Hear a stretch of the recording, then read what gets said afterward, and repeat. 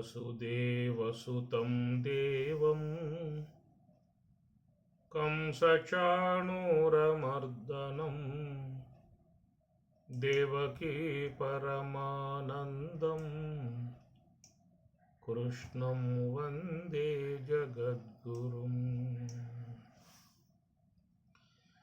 మరచితివా తొలు జన్మంబుల మరణ కాలమున దుఃఖపు పాట్లు, మరచితివా యమకింకరులై మర్ధించిన బహుతాడనలు, మరచితివా నరక కోపమున మాటికి మాటికి పరచిన బాధలు, మరియును సుఖమని భవమే కోరెదు మనసా ముందరగా నవ్వుగా.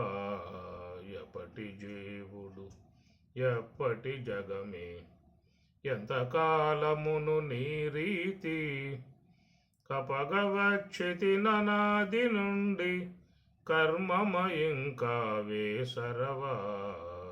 ఎప్పటి జీవుడు ఎప్పటి జగమే.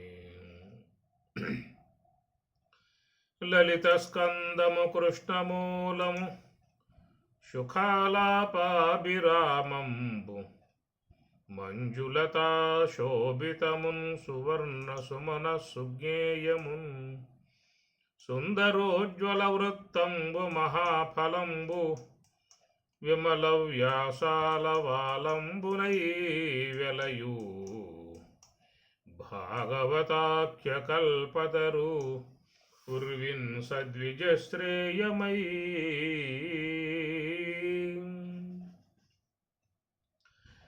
శ్రీ కైవల్య పదంబు చేరుటకునై చింతించెదన్ లోకరక్షైకారంభకు, భక్తపాలన కళా సంరంభకున్, దానవోద్రేక స్తంభకు, కేలిలోల విలసదృగ్జాల సంభూత, నానా కంజాత భవాండ కుంభకు, మహానందాంగన డింబకున్. భాగవతము తెలిసి పలుకుట చిత్రంబు, శూలికైన దమ్మె శూలికైన, విబుధవరుల వలన విన్నంత కన్నంత, తెలియవచ్చినంత తేటపరతూ.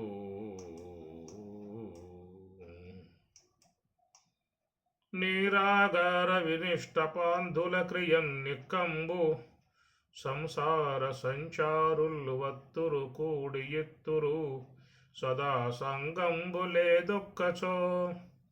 సూరుల్ ఓయిడి త్రోవవోయను భవస్సూను లల్లి, మహాశూరుండాతడు తద్వియోగమునకున్ శోకింపనీకేటికిన్.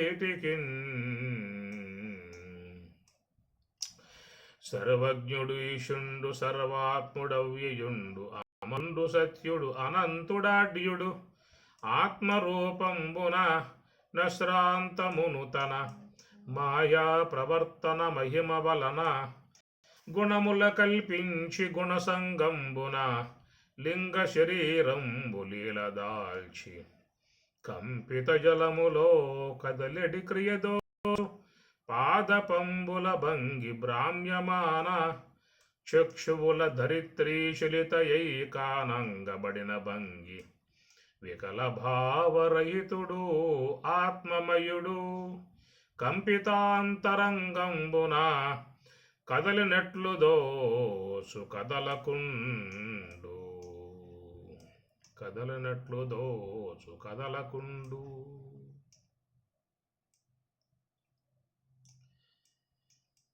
అవ్వాయి విదంబనసల లక్షణవంతుండుగాని ఈశ్వరుండు లక్షితుండై,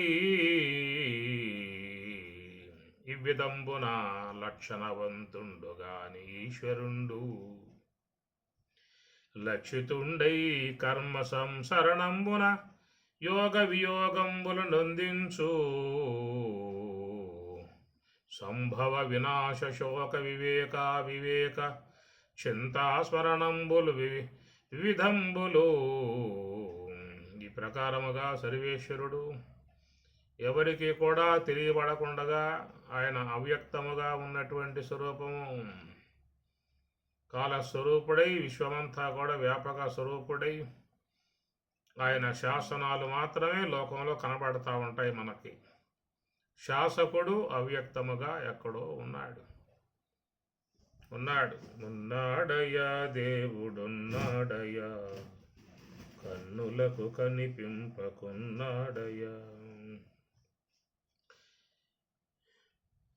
లోకాల చీకట్లు పోకార్ప రవిచంద్ర, దీపాల గగనాన త్రిప్పేడయ్యా.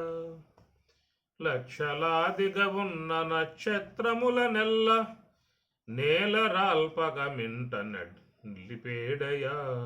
నేల రాల్పక మింట నిలిపేడయ్యా. ఉన్నాడయ్యా దేవుడున్నాడయ్యా, కన్నులకు కనిపింపకున్నాడయ్యా. కన్నులకు కనిపింపకున్నాడయ్యా. ఉన్నాడయ్యా దేవుడున్నాడయ్యా. ఆధారమే లేక అలరారుచున్నట్టి ఆకాశమును ఆపుచున్నాడయ్యా. లక్షలాదిగనున్న నక్షత్రముల నెల్ల నేల రాల్పక మింట నిలిపేడయా. ఉన్నాడయా దేవుడున్నాడయా, కన్నులకు కనిపింపకున్నాడయా. కన్నులకు కనిపింపకున్నాడయా. కన్నులకు కనిపింపక ఉన్నారయా. జూములో కూడా ఏమనుకోవాలని చెప్పనంటే ఉన్నారు అని అనుకోవాలన్నమాట. బ్రాహ్మణ మాట ఏదో వింటున్నారు ఉపన్యాసం వాళ్ళు, మనకు అమ్మగా చెబుదాం అని అనుకోవటమే కానీ ఎవరి పాటలు వాళ్ళకు ఉన్నాయి, ఎవరి సమస్య వాళ్ళకు ఉన్నాయి. వంటింట్లో వంట పనులు ఉన్నాయి, లెక్కల పనులు ఉన్నాయి. షాపులకు ఇప్పుడే వచ్చి ఉంటారు వాళ్ళు. ఈ షాపులో ఎంత వచ్చింది, ఏం పోయింది, ఏం వచ్చింది, ఎంత లాభం, ఎంత నష్టం, రేపు పొద్దున్న ఏ బ్యాంకులో పడేయాలి అని లెక్కలతో అయ్యగారులు ఎంతో షాపుల్లో పడి పడి పడి పడి వచ్చాడు. కాబట్టి ఆయనకి ఏదైనా చేసి పెడితే బాగుంటుందనేటువంటి ఉద్దేశంతో ఎల్లకే వీళ్ళు వంటింట్లో వాళ్ళ లెక్కల పుస్తకాలలో కూర్చునే మనం ఏదో వింటున్నారని చెప్పని మన భ్రమ, అంతే, ఇంకేం లేదు. ఈ విధంగా లక్షణవంతుండుగా అని ఈశ్వరుండు లక్షితుండై కర్మ సంసరణంబున యోగ వియోగనందించు సంభవ వినాశ శోక వివేక చింతా స్మరణంబు. ఈ ప్రకారంగా సర్వేశ్వరుడు ఉన్నాడు, సమస్త విశ్వం నడిపిస్తూ ఉన్నాడు, కనపడకుండా ఉన్నాడు. అని కనపడేవాడు కాదు, కనపడేటువంటి యొక్క మార్పులన్నీ ఆయన చేస్తూ ఉంటాడు. ఆయన విశ్వశాసకుడు, సమస్త జీవుల పోషకుడు. ఎవరెవరు ఎంతవరకు ఉండాలో, ఏ పూట ఎవరు ప్రయాణాలు కొనసాగించాలో వాళ్ళందరికీ లెక్కలు మొత్తం కూడా ఏ పూట కాపూట అందించేటువంటి విధానం. అయ్యా నువ్వు వచ్చిన గడువు అయిపోయింది, బయలుదేరిక అంటాడంతే. బయలుదేరటం ఎవరికి చెప్పేది లేదు, చేసేది లేదు. ఇట్లాగా మరి సంయోగ వియోగాలు విశ్వములో జరుగుతూ ఉన్న విధానాలు. వచ్చే యాత్రికులకు పోయే యాత్రికులు, ఇదే పెద్ద సత్రవ, సర్వేశ్వరుని యొక్క సత్రవ. వచ్చే యాత్రికులు పోయే యాత్రికులుగా ఉన్నటువంటి విధానము ఇది విశ్వంలో అనుశ్వతముగా నిరంతరముగా ఒక ప్రవాహముగా నడుస్తున్నటువంటి మృత్యు సంసార సాగర సంగమము. ఈశ్వరుండు లక్షితుండై కర్మ సంసరణంబున. కాబట్టి ఎవరెవరి కర్మ సంసరణంబున ఎవరి ఏ కర్మ అయితే ఎట్లా ఉంటుందో వాళ్ళు అట్లా పోతూ ఉంటారు అంతే. ఎవరి కర్మ వారిది,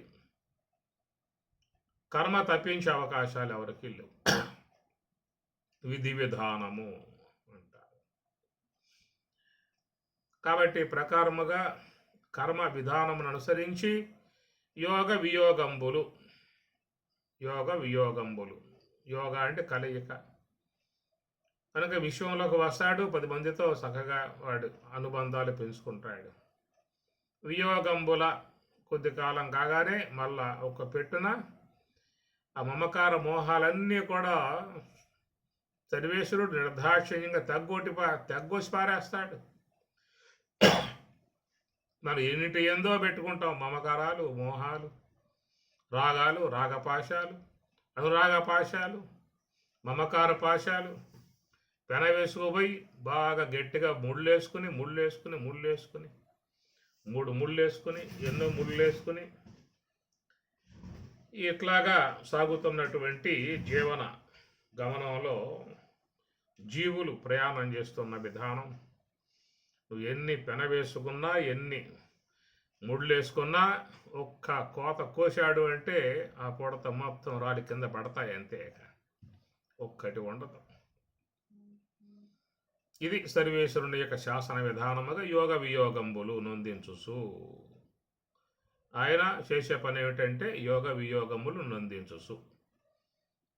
అట్లాగా మరి శాసకుడై, విశ్వశాసకుడై, కాలస్వరూపుడై, అమృత స్వరూపుడై ఏ జీవులు ఎంతవరకు విశ్వంలో ఉండాలో అంతవరకు మాత్రమే వాళ్ళని ఉంచే విధానం చేస్తాడు. ఏ పూట వాళ్ళకు ఉద్వాసనం కలగజేయాలో ఎమ్మటే వాళ్ళకి శాంతి మంత్రం చెప్పి ఉద్వాసనం వాళ్ళకి ఇవ్వటమే. నిర్దాక్షిణ్యత, లయకర్త, ఈశ్వరుడు లయకర్త. కాబట్టి ప్రకారంగా స్వామివారు చేసే పని ఏమిటని చెప్పనంటే వియోగంబులను నొందించుచు సంభవ వినాశ. సంభవ అంటే రావటం, విశ్వంలోకి రావటాన్ని సంభవ అంటారు. వినాశ కొద్ది రోజులు కాగానే మళ్ళా ప్రయాణాలకి సిద్ధపడి ఉండాల్సి ఉంటుంది. ఇది అందువల్ల వచ్చిన వాడికి సంబరం, పోయే వాళ్ళకి వేదన. సంబరం వేదన ఇవి కలిగి ఉండే విధానాలు. సంభవ వినాశ శోక వివేక అవివేక చింతా స్మరణంబులు. శోకము, విశోకము, చింత, స్మరణంబులు ఎన్ని కూడా జీవితంలో చోటు చేసుకుని ఉండేటువంటి విధానం.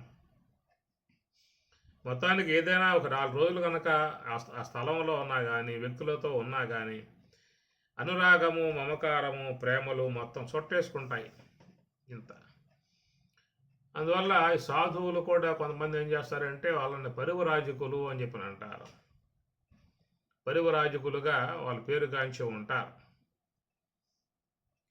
వాళ్ళు ఏంటంటే ఒక గ్రామంలో ఒక పూటే వాళ్ళు ఉండేది, రెండవ పూట బయలుదేరటం అక్కడి నుంచి. వాళ్ళు ఉండే విధానం ఉండదు. పరివరాజకులు పాణిం పాత్రయతాం, చేతులనే పాత్రగా చేసుకొని 2-3 గంటలు భిక్షాటం చేసుకొని భుజించి ఏ చెట్టు కిందో సత్రంలోనో తలదాసుకుని 1 పూట 2 పూటలు మాత్రమే ఉండి ఎమ్మటే మళ్ళీ అక్కడి నుంచి బయలుదేరటం అవుతుందన్నమాట. ఎందువల్ల అంటే అక్కడ కనుక ఎక్కువ రోజులు కనుక తిష్ట వేసాడు అని చెప్పానంటే ఈ మమకారం, రాగ భావాలు అనేటువంటివి వచ్చేస్తాయి. వాడే స్థలం గీస్తాడు, ఆ స్థలంలో చిన్న గుడి చేస్తాడు, 4 చెట్లు పెడతాడు, ఇక్కడి నుంచి నాదని చెప్పనే భావం ఇలాంటి వస్తాయి అనేటువంటి ఉద్దేశంతో కొంతమంది పరివరాజక విధానాన్ని అవలంబిస్తారు.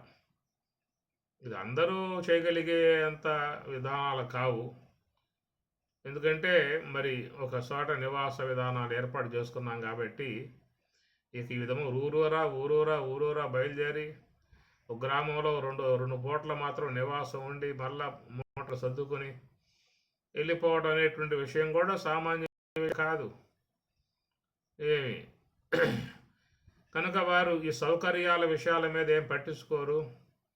కేవలం ఈ రాగాలు, మమకారాలు ఇవన్నీ కూడా రాకుండా ఉండాలనే ఉద్దేశంతో వాళ్ళు పరివరాజకులుగా పోతున్న విధానాలు. వాళ్ళని పరివరాజకులు, రజగతవు అంటే రజ అంటే గమనం అన్నమాట.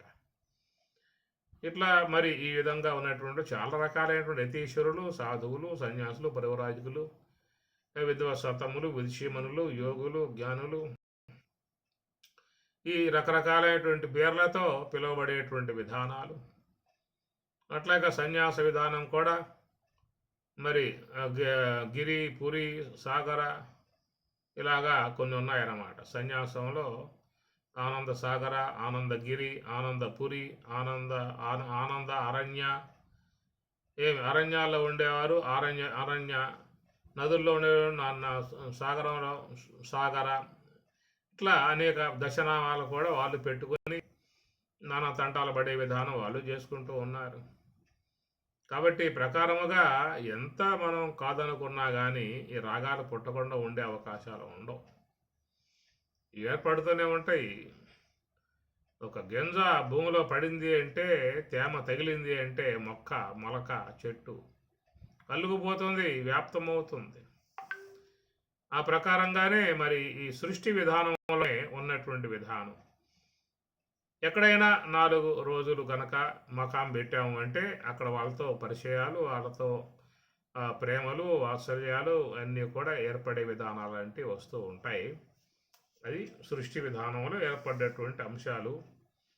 ఇది కాదనగలిగే అవకాశాలు ఏ యొక్క జీవికి కూడా లేవు.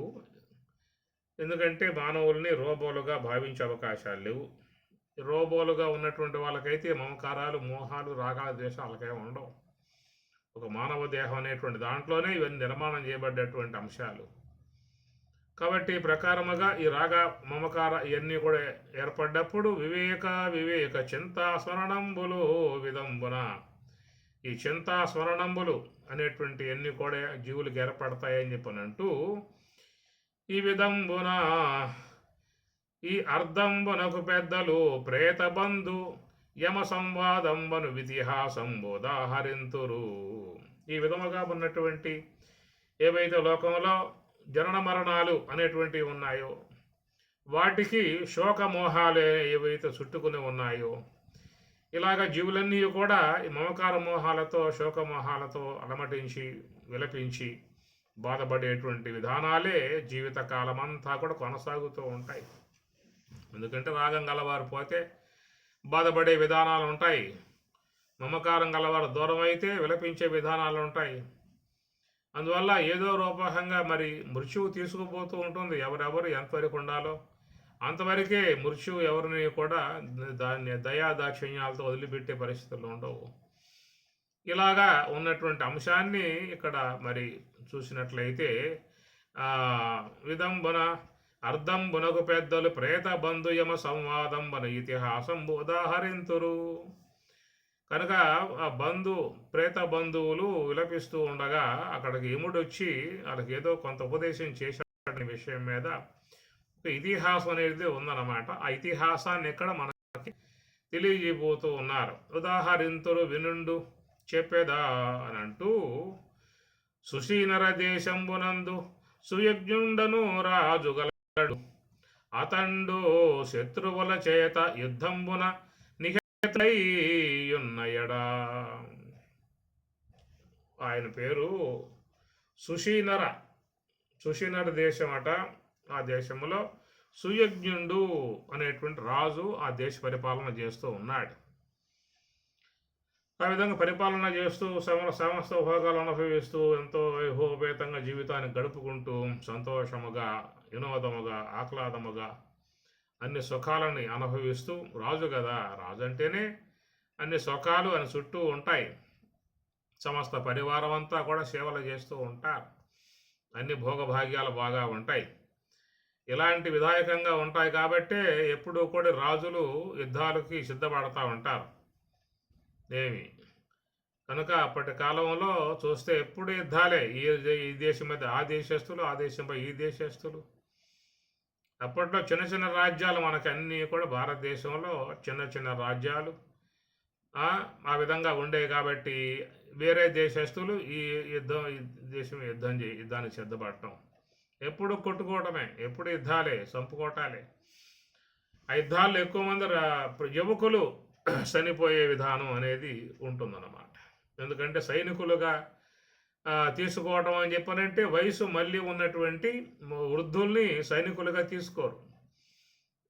ఎందుకంటే వాళ్ళు పోరాట శక్తి వాళ్ళకు ఉండదు కాబట్టి అలాంటి వాళ్ళని ఎవరో కూడా తీసుకునే విధానం చేయరు. వృద్ధాప్యం గల వాళ్ళని యుద్ధాల్లోకి వాళ్ళు తీసుకోరు.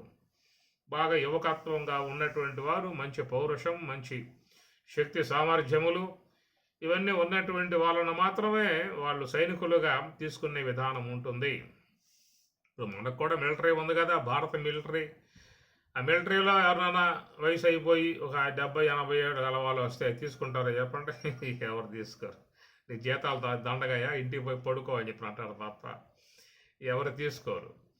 అట్లా వైమానికంలో యుద్ధం దాంట్లో సైనికులుగా చేరాలని చెప్పనంటే దానికి 15 ఏళ్ళు 20 ఏళ్ళ కాడి నుంచే వాళ్ళు కేటాయించుకుంటారు. మంచి శక్తి ఉండాలి, సామర్థ్యం ఉండాలి, మంచి ఆకృతి ఉండాలి, ఆకారం ఉండాలి, పౌరుషం ఉండాలి, మంచి బలిష్ఠుడై ఉండాలి, శక్తి సామర్థ్యములు కలిగి ఉండాలి, అనేకమైనటువంటి యొక్క యుద్ధాలలో వాడు బాగా ఆరితేరి ఉండాలి. ఇవన్నీ చూస్తారు వాళ్ళు. అలాంటి వాళ్ళు మాత్రమే సైనికులుగా తీసుకోవడం అనేది ఉంటుంది. అది ప్రతి దేశంలో ఈ వైమానిక దళం ఉంటుంది, సైనిక శిబిరాలు ఉంటాయి.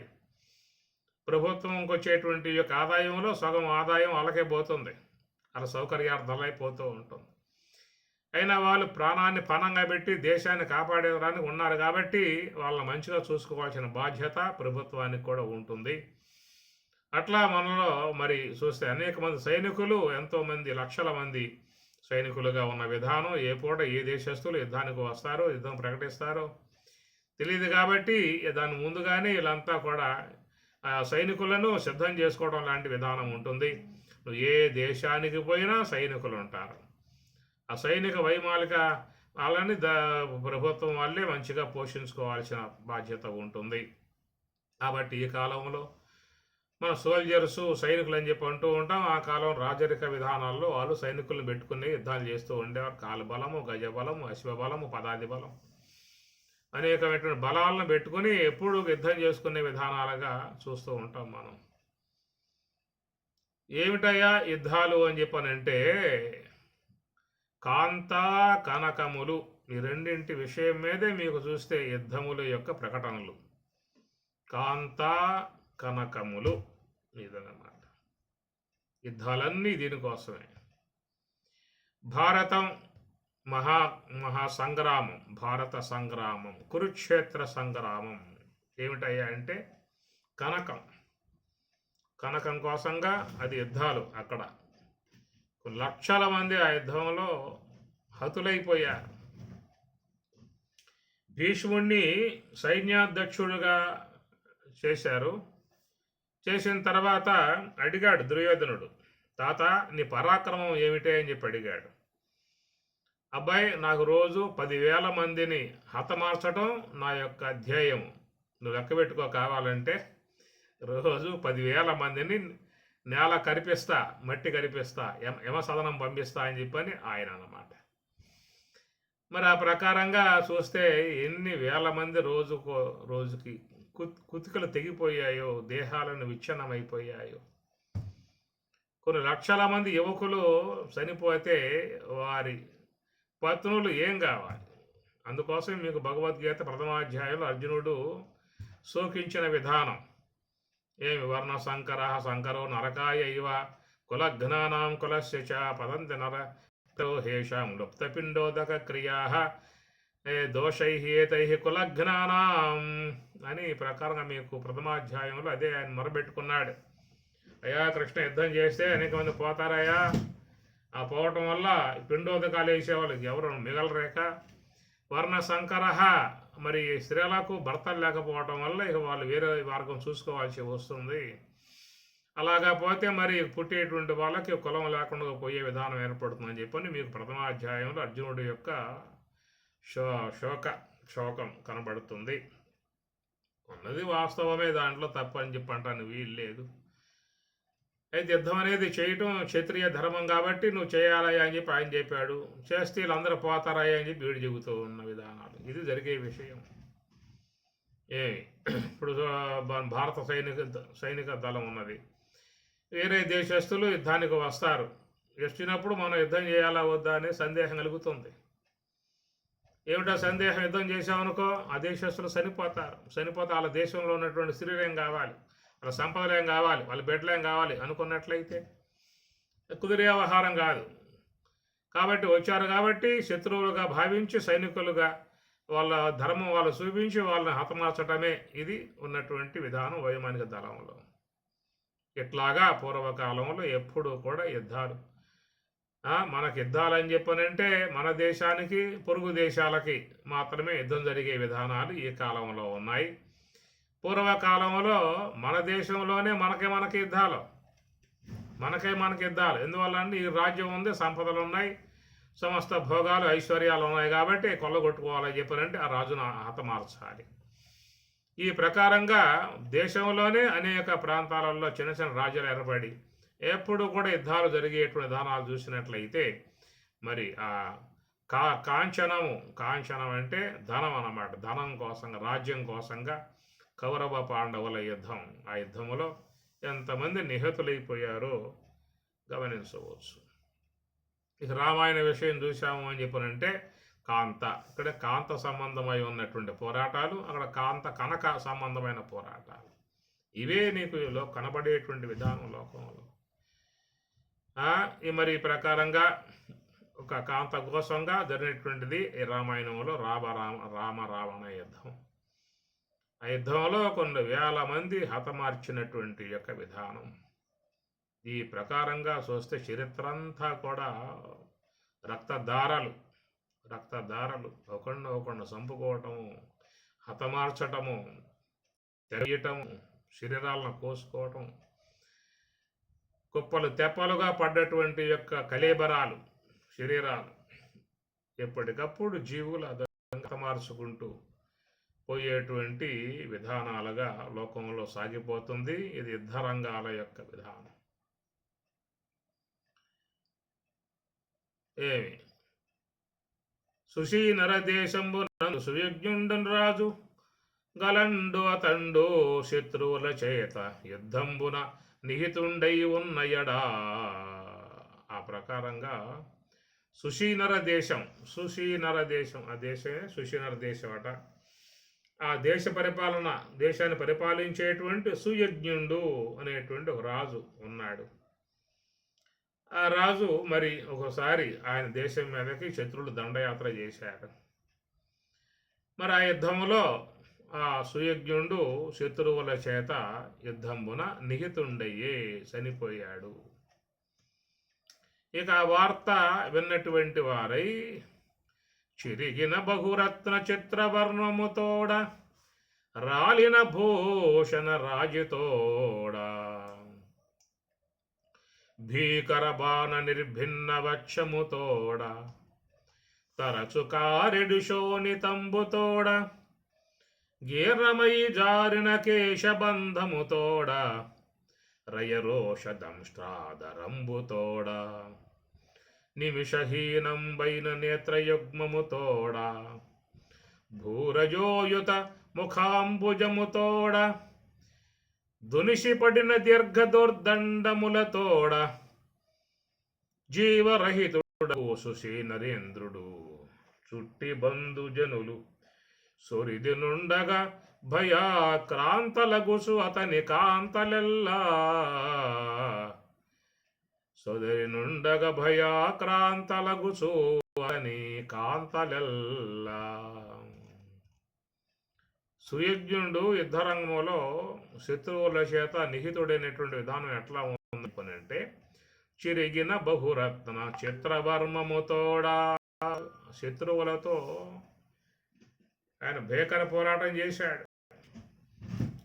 ఆ చేసిన విధానంలో చివరికి వాళ్ళ చేతులలో ఆయన హతుడు కావలసిన పరిస్థితి వచ్చింది. చిరిగిన బహురత్న చిత్రవర్మముతోడ అన్న శరీరం మీద ఉన్నటువంటి ఆభరణాలన్నీ కూడా యుద్ధంలో బాగా అన్నీ కూడా తెగి కింద పడ్డాయి. ఆయన కప్పుకున్నటువంటి యొక్క వర్మం కవచం కూడా తెగిపోయింది. రాలిన భూషణ రాజుతోడ ఆభరణాలన్నీ కూడా చల్లా చెదరగా చుట్టూ పడి ఉన్నటువంటి యొక్క విధానం. భీకర బాణ నిర్భిన్న వక్షముతోడా భీకర బాణ భీకర చాలా భయంకరంగా ఉన్నటువంటి యొక్క బాణాలు నిర్భిన్న వక్షముతో ఆ వక్ష స్థలంలో శత్రువులు విడిసినటువంటి యొక్క బాణాలన్నీ కూడా వచ్చి ఆ వక్ష స్థలంలో గుచ్చుకుపోయాయట.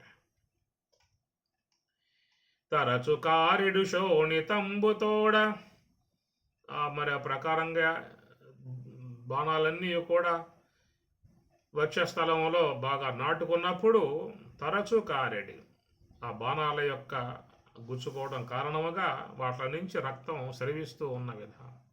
తరచు కారెడి శోణితంబుతోడా గీర్ణమై జారిన కేశబంధముతోడా గీర్ణమై జారిన కేశబంధము ఆ కేశములు బాగా ఆయన ముడి వేసుకున్నాడట. ఆ ముడి వేసుకున్న విధానం యుద్ధంలో పెనుగులాటల్లో ఆ కేశబంధం అట్లా తెగి ఊడి ఎటుకులన్నీ కూడా చల్లాచదరంగా పడ్డాయి. రయరోష దంష్ట్రాదరంబుతోడ రయరోష ఆయన శత్రువులతో యుద్ధం చేయటానికి ఒక వేగముగా రయ అంటే వేగం మహావేగముతో రోషముతో పోతూ దంష్ట్రాదరంబుతోడ దంష్ట్ర అనగా పండ్లతో పెదిములు కొరుకుతూ ఒక మంచి పౌరుషముతో వేగముగా సంహరించలేని ఉద్దేశముతో పోతున్నటువంటి ఒక వేగం ఆయన కనబడతా ఉంది.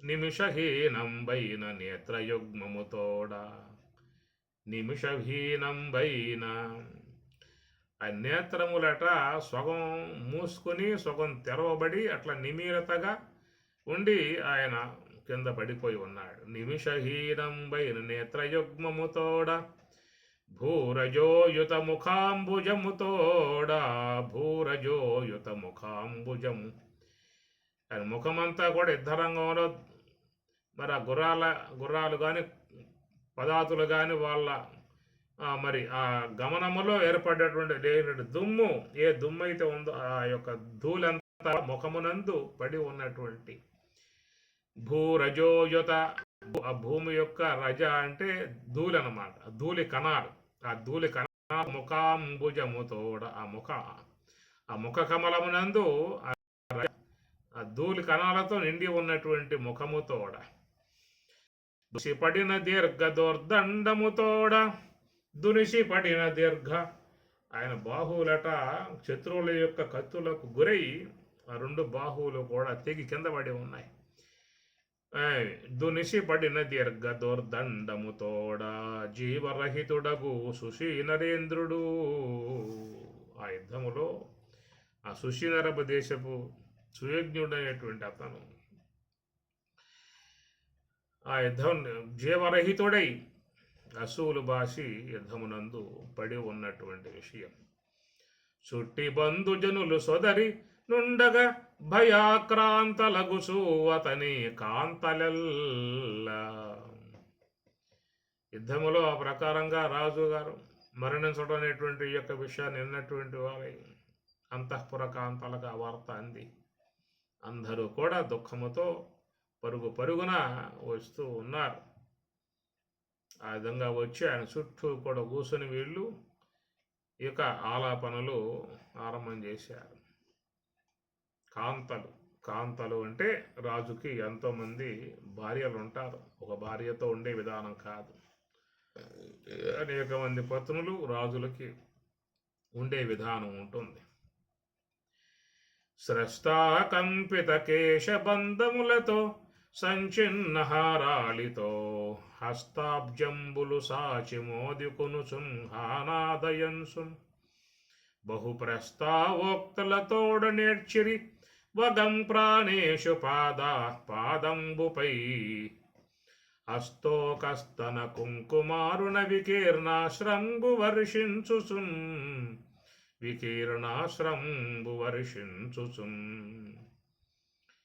ఈ ప్రకారముగా మరి రాజుగారు సుయజ్ఞుడు నిహతుడై యుద్ధరంగములో అసూలు బాసి పడి ఉన్నటువంటి ఆ దృశ్యాన్ని చూసి ఒక్కసారిగా వాళ్ళు ఆ కాంతలందరూ కూడా మరి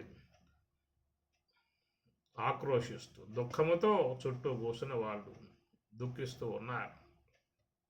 ఇది సాధారణంగా లోకంలో మరి ఎవరికైనా దుఃఖం ఉంటుంది. అయిన వాళ్ళు, బంధువులు, స్నేహితులు, ఆత్మీయ మిత్రులు, ఇలాంటి వాళ్ళు దూరం అయినప్పుడు దుఃఖానికి గురయ్యే పరిస్థితి అనేటువంటిది ఉంటుంది. అట్లాగే ఎందుకు కూడా అందరూ కూర్చొని దుఃఖిస్తూ ఉన్నారు. స్రస్తాకంపిత కేశబంధములతో శరస్త అంటే ఆ స్త్రీలకు ఉన్నటువంటి కొప్పులు అనేటువంటి వాళ్ళు దుఃఖిస్తూ ఏడుస్తూ పరుగున రావటంతో వాళ్ళకు ఉన్నటువంటి కొప్పులన్నీ కూడా ఊడిపోయి శిరస్థాకంపిత కేశబంధములతో ఆ కేశములు ఊడి అట్లాగే విరబోసుకున్నటువంటి వాళ్ళ ఆ కేశములతో వాళ్ళు వస్తూ ఉన్నారట. సంచిన్న హారాలితో హారములు కూడా కొన్ని వాళ్ళ యొక్క రోధిస్తూ చేతులతో గుండెలు బాదుకుంటూ ఉంటే వాళ్ళ వచ్చేస్తున్నటువంటి యొక్క ఆభరణాలన్నీ కూడా తెగి కింద పడుతున్నటువంటి విధానం. సంచిన్న హారాలితో హస్తాబ్జంబులు సాచి మోదుకొనుచున్ హానాదయంసున్ హస్తాబ్జంబులు హస్తములతో సాచి మోదుకొనుచున్. మనం చూస్తాం కదా, ఎవరైనా చనిపోయిన తర్వాత చుట్టూ కూర్చుని వాళ్ళు ఏడ్చేటువంటి ఏడుపు ఉంటుంది. అది లోక విధానాలు, మమకార మోహాలు పెనవేసుకుని ఉంటాయి. కాబట్టి ఈ విధంగా పూర్వకాలంలో పల్లె ప్రాంతాల్లో బాగా ఇలాంటివన్నీ ఉండేవి. పట్టణాలలో తగ్గిపోయాయి అన్నమాట. ఎందుకంటే ఏడవటం నామోషిగా ఉంటుంది నెలకి. పల్లె ప్రాంతాలు కాబట్టి అది ఒక అమాయకంగానో మమకారాలు పెనవేసుకుని ఉంటామో, వ్యక్తి దూరం అయ్యాడు అని చెప్పి చుట్టూ కూర్చుని వాళ్ళు కాస్త శోకాలని పెట్టి ఏడుస్తూ ఉంటారు. అదొక ఆచారం కూడా. అట్లాగే ఏడవకపోతే కూడా గ్రామస్తులు మళ్ళీ వేరే రకంగా భావించుకుంటారు. ఎవరు ఏడవలేదు ఇటు పోతే, అంటే ఇటు పోవడం అందరూ ఇష్టం ఉందేమో, ఒక్కడు ఏడవలేదని చెప్పని అనుకునే పరిస్థితి కూడా ఉంటుందన్నమాట. కాబట్టి దానికోసమైన గ్రామస్తులు వాళ్ళు భావించుకునే భావన కోసమైనా కూర్చుని కాస్త దుఃఖం సాల్చే పరిస్థితి ఉంటుంది. ఈ సిటీల్లో అయితే ఇలాంటివి ఏమి ఉండవు. చుట్టూ కూర్చుని ఏడ్చే విధానాలు ఏమి ఉండవు. ఏదన్నా అలాగా సాంప్రదాయకం పాటించాలని చెప్పి అన్నట్లయితే ఆ సిటీల్లోనే కొంత ఆ విధంగా ఏడ్చే బృందాలు ఉంటాయండి. ఆ బృందాలను పిలిపిస్తే వాళ్ళు చక్కగా సంగీత పరంగా వాయిద్యాలు పెట్టుకొని పిడోలు వాయిస్తూ అనేకమైనటువంటివన్నీ కూడా చక్కగా వాళ్ళు ఎన్నో రాగాలలో, మోహన్ రాగంలో, అబీర్ రాగంలో, శ్రీ రాగంలో రాగాలు మారుస్తూ, ఇది కొన్ని రాగాలు ఉంటాయి. దుఃఖం గల ఉండే రాగం రేవతి రాగం, అది ఏడుపు అన్నమాట. ఏడుపుకి బాగా ఉపయోగపడుతుంది రేవతి రాగం.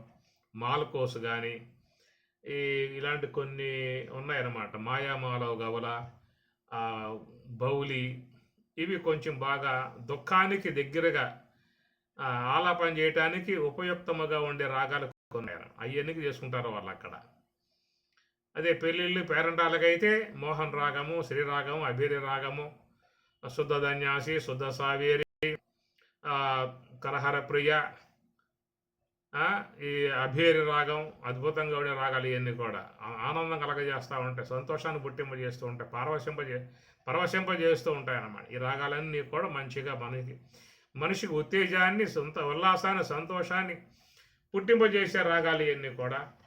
ఇక ఈ సాగుల మరణం లాంటి విధాయకాలుగా ఉన్న చోటకైతే నానాటి బతుకు నాటకము కానక కన్నది కైవల్యము, ఇది రేవతి రాగం అన్నమాట. ఈ రాగంలో ఏడుపు బాగా ఉంటుంది. ఇలాంటి ఎన్నిక చేసుకోవాలి అక్కడ మాత్రం. మరణం కాడ నువ్వు శ్రీరాగము, అభిర్ రాగము, శుద్ధ ధన్యాసి అవి ఇవన్నీ పెట్టావనుకో అది కుదరదు. అదన్నమాట. ఇప్పుడు అన్నీ మారిపోయిన పద్ధతులు కూడా. ఇంతకుముందు ఎవరైనా అసూలు భాష చనిపోతే మౌనంగా అందరూ కూడా చాలా మౌనంగా, ఒక బాధగా, దుఃఖ విదాయకంగా శంఖాన్ని పూరించుకుంటూ, గంట ముగించుకుంటూ అట్లా పూర్వకాలంలో చేసే విధానాలు ఉండే అన్నమాట.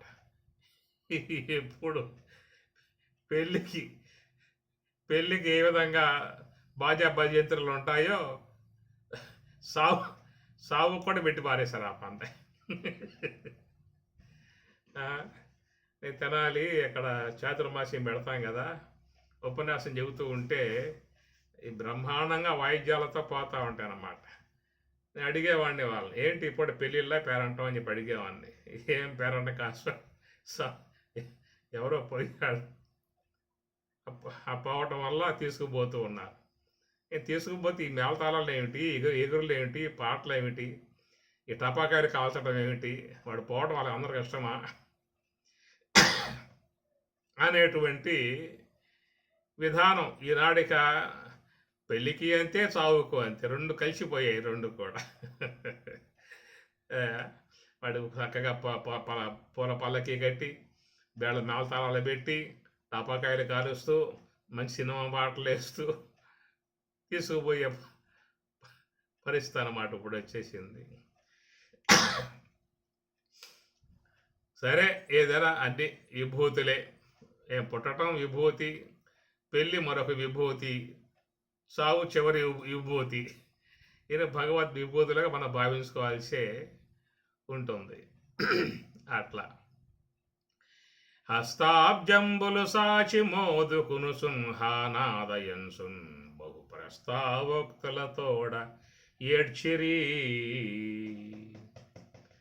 ఇది పూర్వకాలంలో ఏంటంటే పురుషులు కాలం చేస్తే స్త్రీలకు చాలా ఇబ్బందులు ఉన్నాయి ఆ కాలంలో.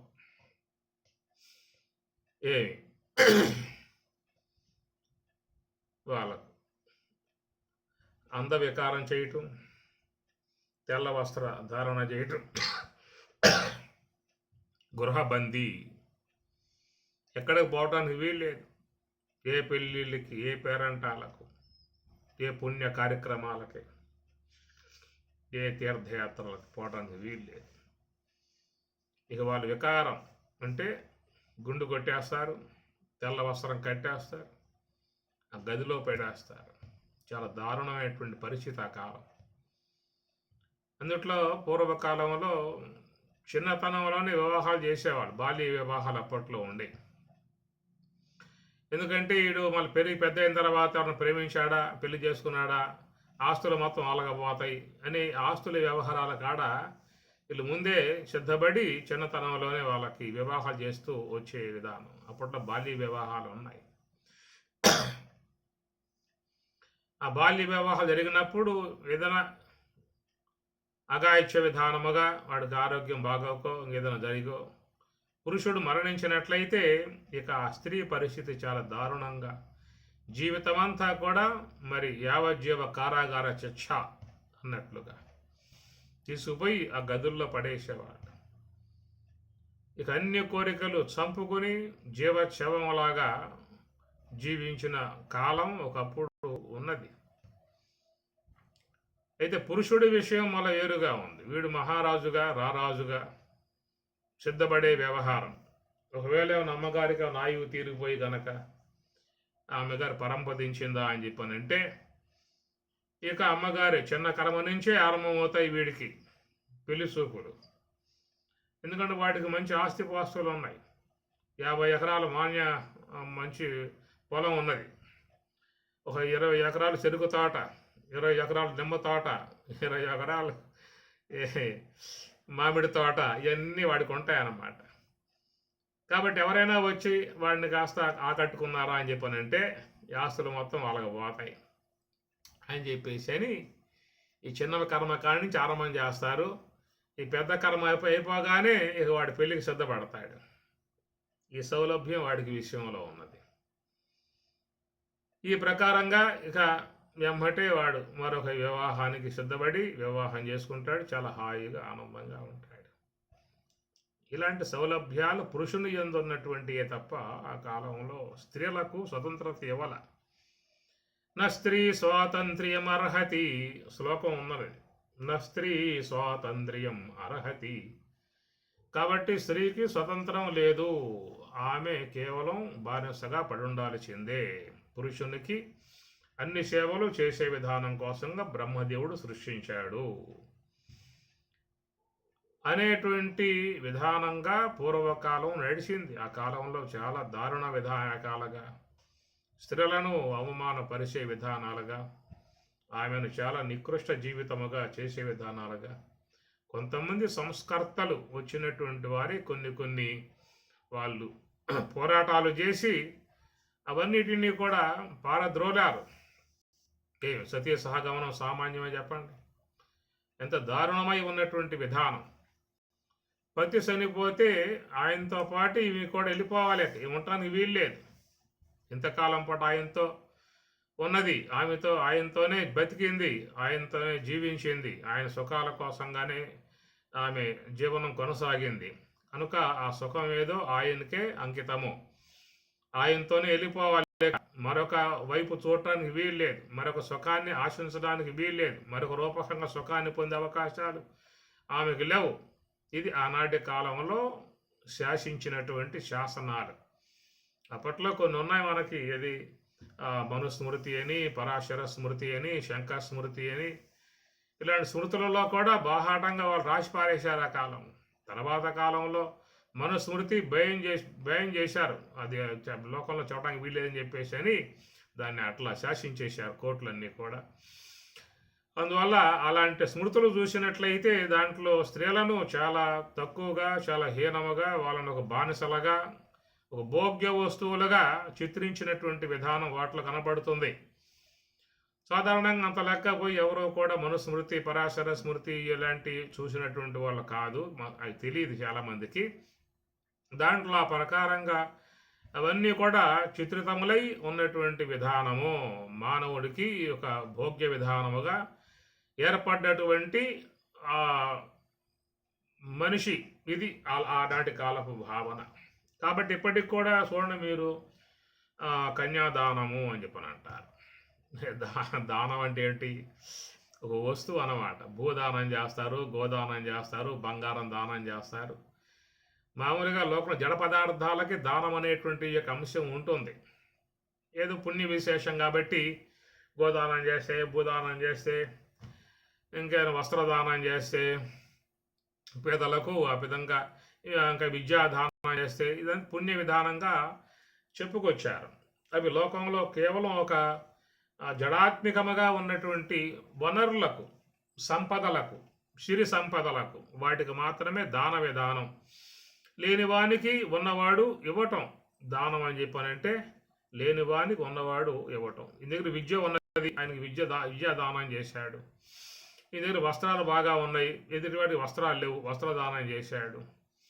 అట్లాగా మరి భూదానం, ఇవన్నీ కూడా దాన ధర్మాలు విశ్వంలో చెప్పుకొచ్చే విధానమే. యజ్ఞదాన తపఃకర్మణ త్యాజ్యం కార్యమేవ తదు యజ్ఞోదానం తపశ్చైవ పావనాని మనీషినాం.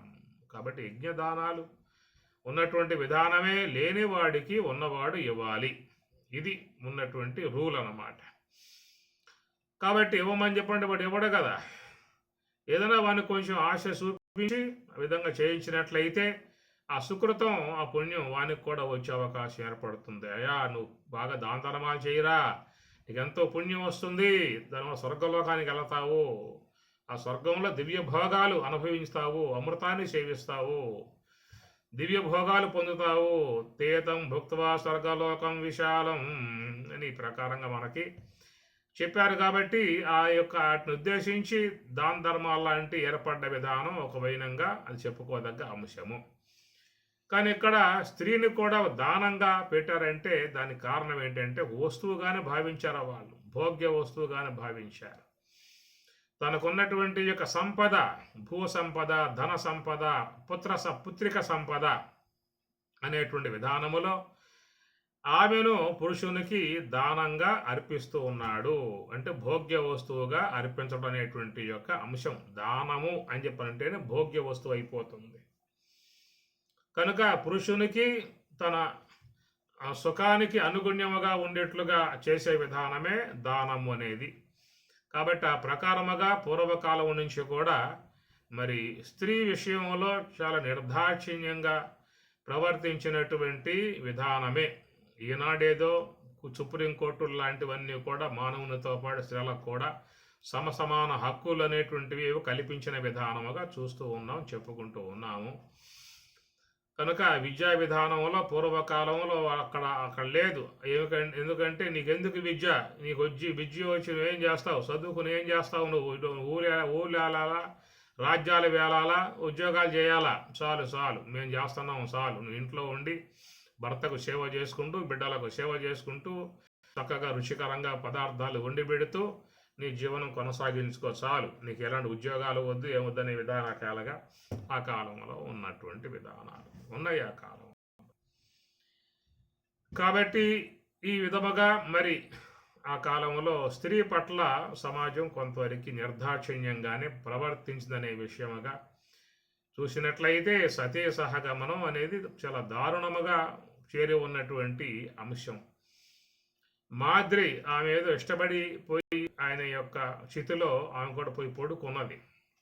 ఎందుకంటే కుంతికి చెప్పింది, అమ్మ నా యందు ఉన్నటువంటి యొక్క మమకారముతో నా మీదటువంటి యొక్క కామభావనతో ఆయన గారు అదుడైపోయాడు కాబట్టి నేను ఆయనతోనే పోతా అని చెప్పేసి అని భారతంలో మనం చూస్తాము. మాద్రి తనకు తానుగా పోయి ఆయన మీద చితి మీద పడుకుని వెళ్ళిపోయింది.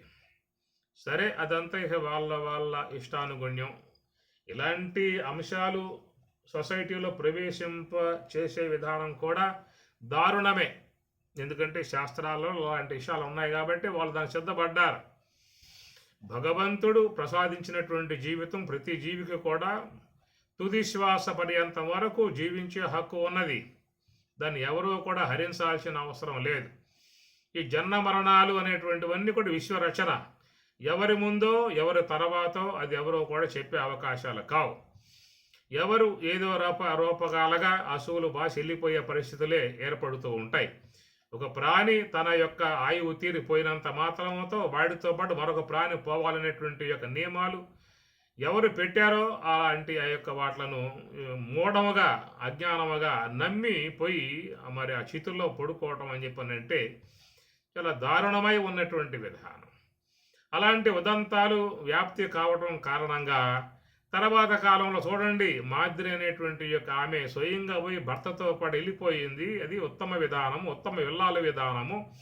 మరి నువ్వెట్లా ఉంటావు అని చెప్పేసి అని వాళ్ళు కాదంటూ ఉన్నా వద్దంటూ ఉన్నా రోదన పెట్టి దుఃఖిస్తూ ఉన్నా కాళ్ళు చేతులు కట్టి తీసుకుపోయి ఆ చేతుల్లో పారేసిన సందర్భాలు చాలా ఉన్నాయి. మహా దారుణముగా ఉన్నటువంటి విధాయకాలు చరిత్ర చాలా ఘోరంగా ఉన్నది. ఎందుకంటే అలాంటి రచనలు అలాంటి భావాలు సొసైటీలో వ్యాప్తి చేసి మరి ఉన్నప్పుడు అది అంశం ఇద్దరికి వర్తించాలి. ఒకవేళ భార్య ముందు పోయిందనుకో, మరి ఆ భార్య పోయినప్పుడు భార్య ఏమంటే భర్త పోవాలి కదా. కాబట్టి వాడిని కూడా కాళ్ళు చేతులు కట్టి పారేసి తీసుకుపోయి ఆ చేతిలో పారేస్తే వాడు ఊరుకుంటాడా? వాడు పోరాట. అయినా ముందు ఊరుకోరుక మగవాడు వాడెందుకు పోతాడు? మగవాడు కాబట్టి వాడికి అలాంటి ధర్మాలు లేవు. అలా ఎక్కడ ఎవరు చేయలేదు, ఎక్కడ చెప్పలేదు. కాబట్టి ఇది అనేది విరుద్ధం, శాస్త్ర విరుద్ధం, ధర్మ విరుద్ధం అని చెప్పేసి అని వాడిని వాడు సంభాళించుకున్నాడు. వాడు ఒడ్డున పడ్డాడు. ఒకవేళ అమ్మగారు ముందుకు పోయినట్లయితే చక్కగా ఆమె గారికి అంత్యక్రియలన్నీ కూడా అద్భుతంగా చేసేసి సందర్పణ చేసేసి ఆ మరుసటి రోజునే వాడు పెళ్లిపేటల మీద కూర్చొని సంతోషంగా ఈ విధానాలు ఇవన్నీ చూస్తే ఎంత దారుణాలు, ఎంత ఘోరాలు, ఎంత నేరాలు, ఇవన్నీ కూడా శాస్త్ర ముసుగు. ఈ శాస్త్రం అనే ముసుగులో జరిగేటువంటి వ్యవహారాలు తెలుసుకుని బయటపడే అవకాశాలు లేవు. దాన్ని కాదని బయటపడే అవకాశాలు లేవు. ఎందుకంటే వాళ్ళను నిర్వీర్యం చేస్తారు, నిస్సత్వగా చేస్తారు. ఎందుకంటే బలం ఈ పక్క ఉన్నది కాబట్టి, ఆ బలం ఆ పక్క తక్కువ ఉన్నది కాబట్టి వాళ్ళు కూడా ఈ శాస్త్ర ప్రామాణికాలు చూసావా ఆనాడు మాద్రి అనేటువంటి ఆమె స్వయం వెళ్ళింది కదా, నువ్వెందుకు పోవు అని చెప్పేసి అని ఆ ఒప్పుకోకపోయినా కానీ తీసుకుపోయి బలవంతంగా దాని మీద పొడుకోబెట్టి కట్టి పారేసి మంట పెడితే ఏం చేస్తుంది? విలపించక, రోదన చేయక, బాధపడక, ఏడ్చి ఆ మంటల్లో కాలి ఆ జీవి వెళ్ళిపోతూ ఉంటే ఆ! అందరూ ఆహా! ఎంత అద్భుతము, ఎంత పుణ్యవతి చూసారా భర్తతో పాటు వెళ్ళిపోయింది. పుణ్యలోకాలుగా పోయింది అని చెప్పని. ఏమిటి మాటలన్నీ కూడా. ఎంత దారుణం కొన్ని కొన్ని చూస్తూ ఉంటే. యజ్ఞం చేయాలంటే సతీ సమేతంగా మాత్రమే చేయాలి. సతి లేనివాడు ఆ పతి యజ్ఞం చేయడానికి వీలు లేదు. ఇప్పుడు సన్యాసులు యజ్ఞం చేయరు, బ్రహ్మచారులు యజ్ఞం చేయరు. కారణం ఏంటంటే పక్కన ఎవరు లేరు కాబట్టి. సన్యాసులు కొన్నారు కానీ వాళ్ళు దూరం అయిపోయారు. బ్రహ్మచారులకు రాలా ఇంకా కాబట్టి వాళ్ళు చేసే అవకాశాలు లేవు. ఎవరు చేయాలయ్యా అంటే సతీ సమేతంగా ఉన్న వాళ్ళే చెయ్యాలి. ఆ విధంగా యజ్ఞాలు బ్రహ్మాండంగా చేశారు, పుణ్యం సంపాదించుకున్నారు. అంటాడు యజమాని, ఏమే స్వర్గాన్ని నేను మాత్రం పోవాల్సి ఉంటుంది, నువ్వు రావడానికి వీలు లేదు అంటాడు. అదేమిటయ్యా, నీతో పాటే కూర్చుని యజ్ఞం చేశాను కదా, కాబట్టి నీతో పాటు నాకు పుణ్యం వచ్చింది కదా, నీకు ఉత్తమ లోకాలకు ప్రాప్తిస్తే నాకు ప్రాప్తించవద్దా అంటుంది ఆమెగారు. నువ్వు రావడానికి వీలు లేదు, ఆడంత భోగదానంగా ఉన్నటువంటి లోకం అది. ఆడకు వస్తే నువ్వు మరి ఉండే అవకాశాలు ఉండు, మరి దానివల్ల చాలా అనర్థాలు వస్తాయి కాబట్టి నువ్వు ఇక్కడే ఉండు, నేను మళ్ళీ వచ్చేస్తా కాబట్టి. అట్లా పోయానా ఇట్లా వచ్చేసానా, నువ్వు మాత్రం ఇక్కడే ఉండు అంటాడు వీడు. నీతో పాటే పక్కన కూర్చోబెట్టుకున్నావు, నీతో పాటే ఆహుతులు సమర్పించావు, పాటే యజ్ఞగుండంలో సమర్పించావు, అన్నీ చేశాడు. అన్నీ అయిన తర్వాత ఈడు మాత్రం పోవాలట, ఆమె మాత్రం రాకూడదట. కాబట్టి స్వర్గలోకానికి స్త్రీకి ప్రవేశం లేదు. బోర్డు పెట్టేశాడు అప్పన్నవాడు. వితౌట్ పర్మిషన్, నా ఒక్కడికే పర్మిషన్. ఈ విధంగా స్త్రీని ఎంత అనగదుకి పారేశాడో, ఎంత ఆమెను నలకొట్టి పారేశాడో, స్వేచ్ఛ లేకుండా చేసేసాడు. ఆట వస్తువుగా, భోగ్య వస్తువుగా, భోగ వస్తువుగా ఈ మానవుడు చేసుకున్న విధానాలు. ప్రతి ప్రాణికి, పుట్టిన ప్రాణికి భగవంతుడు చక్కగా అన్నీ కూడా ప్రసాదించాడు. జీవించమని చెప్పని ఆయన గారి లోకంలోకి పంపాడు. నిండా నూరేళ్లు జీవించమని చెప్పి ఆశీర్వదించాడు. ఏమి కురవన్నేవేహ కర్మాను జిజీవిషేత్ శతం సమా, 100 ఏళ్ల కాలం పాటు చక్కగా జీవించవయ్యా అనే విధానముగా లోకంలో నిర్మించాడు. స్త్రీగా పుట్టడం పాపమా, స్త్రీగా పుట్టడం నేరమా, దానిని ఆసరాగా చేసుకుని వీడు అనగదొక్కి పారేసేసి వాళ్ళని ఎలాంటి విధానంగా లేకుండా మరి తనకు ఒక భోగ్య వస్తువుగా, ఒక ఆట వస్తువుగా, ఒక తనకు సేవలు చేసేటువంటి ఒక పరిచారికగా మానవుడు ఎంత దారుణంగా చరిత్ర తిరగవేస్తే అర్థమవుతుంది. అంత విధానంగా చేసిన విధానము. సమసమాజముగా చూసినట్లయితే అందరికీ కూడా జీవించాలనే అపేక్ష ఉంటుంది, అందరికీ కూడా. కనుక స్త్రీ పురుష అనేది లోకంలో సర్వేశ్వరుడి యొక్క సంకల్పం. ఈ రెండూ లేకపోతే ఈ విషయం నడిచే అవకాశాలు లేవు. కనుక జీవ సముదాయం అనేది ఉత్పన్నం కావాలంటే స్త్రీ పురుషులు ఇద్దరు కూడా ఆవశ్యకత ఉన్నది. ఇద్దరిది కూడా సమానమైనటువంటి యొక్క భాగస్వామ్యం అనేటువంటిది ఉన్నది. అందువల్ల ఇద్దరి యొక్క పాత్రలు రెండూ కూడా సర్వేశ్వరుడు సృష్టించుకుని విశ్వం నడకను ఆయన కొనసాగించుకునే విధానముగా ఏర్పాటు చేసినటువంటి విధానములో జీవించాలనేటువంటి కోరిక నీకెంత సమానంగా ఉన్నదో ఆమెకు కూడా అంతే సమానంగా ఉంటుంది. అలాగా గౌరవించే సమాజం వచ్చినప్పుడు అందరూ కూడా తమ తమ జీవితాలను సంతోషంగా జీవించే అవకాశం అనేది వస్తుంది.